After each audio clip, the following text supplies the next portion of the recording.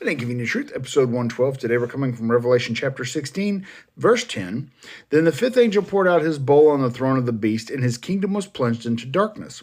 His subjects ground their teeth in anguish, and they cursed the God of heaven for their pains and sores. But they did not repent of their evil deeds and turn to God.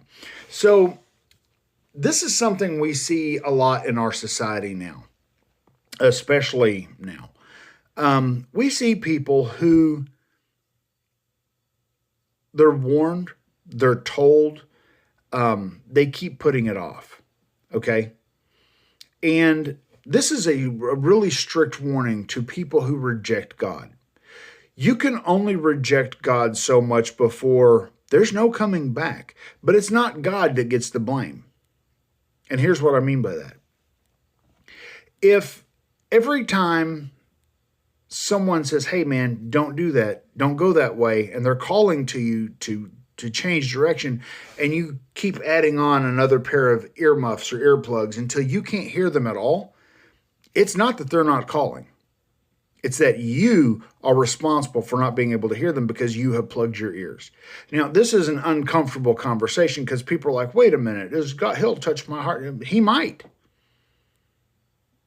God can do a lot of things, but he will not overstep your will. If you consistently choose as a person to reject Christ, you cannot blame him for what's going on. And some people are like, but here's the other side of that.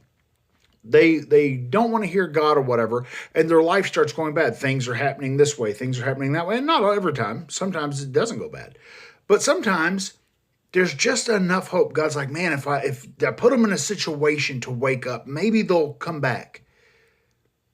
And people are like, well, if God is so good and loving, why am I going through things? Maybe he's waking you up. Now, I know not everyone watching me is having this situation, but there might be some of you out there who are like, well, if God's such a good God, why am I struggling this way? And why? Maybe he's waking you up.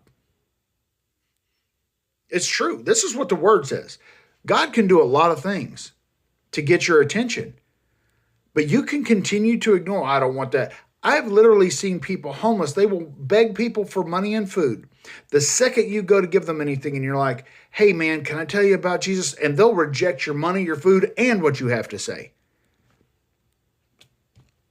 I'm trying to help you, right? I've seen this personally. You cannot reject God forever and expect at some point he's just going to magically make it happen. It's inconvenient, but it's true.